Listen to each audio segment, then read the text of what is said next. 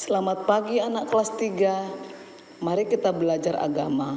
Namun sebelum kita belajar, kita berdoa dulu ya. Tuhan Yesus, terima kasih untuk hari ini. Kami mau belajar agama, mohon pimpin dan sertai kami. Di dalam nama Tuhan Yesus kami berdoa. Amin. Firman Tuhan hari ini terdapat dalam Keluaran pasal 3 ayat 3. Baiklah aku menyimpang ke sana untuk memeriksa penglihatan yang hebat itu. Mengapakah tidak terbakar semak duri itu? Nah anak-anak, tema kita hari ini adalah Allah hadir dalam setiap peristiwa. Allah hadir dalam setiap peristiwa artinya Allah kita bukan saja Allah pencipta, tetapi Allah yang maha hadir. Kehadirannya sangat berarti dan pasti punya tujuan. Kehadirannya untuk menolong dan menyelamatkan umatnya. Salah satu contoh adalah peristiwa Musa di Gunung Horeb.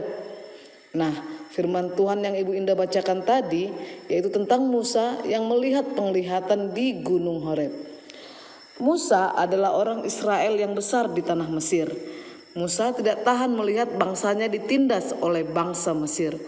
Sehingga suatu ketika Musa ketahuan membunuh orang Mesir dan Musa menjadi takut dan melarikan diri ke tanah Midian.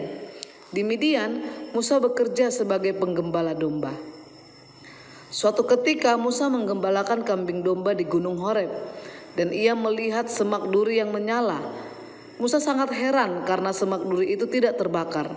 Karena penasaran, Musa mendekat untuk melihat penglihatan yang hebat itu. Tiba-tiba terdengar suara, "Musa, Musa, janganlah datang dekat-dekat. Tinggalkanlah kasutmu dari kakimu, sebab tempat di mana engkau berdiri adalah tanah yang kudus." Ternyata itu adalah suara Tuhan. Kemudian Tuhan mengutus Musa untuk pergi ke Mesir, membebaskan bangsa Israel dari kekejaman Firaun. Musa merasa tidak sanggup dan sangat takut, tetapi Tuhan menguatkan Musa dan menyertainya.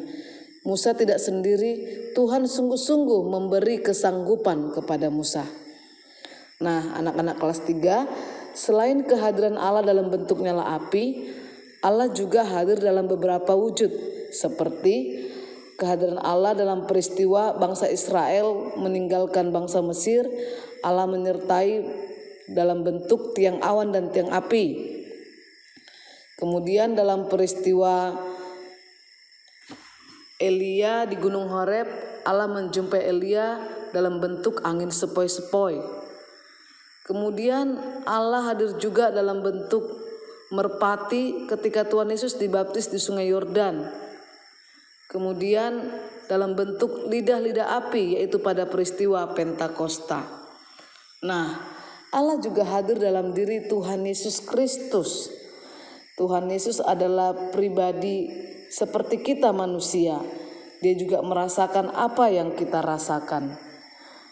Jadi, peristiwa apapun yang kita alami, baik senang maupun susah, kita harus memohon pertolongan Tuhan.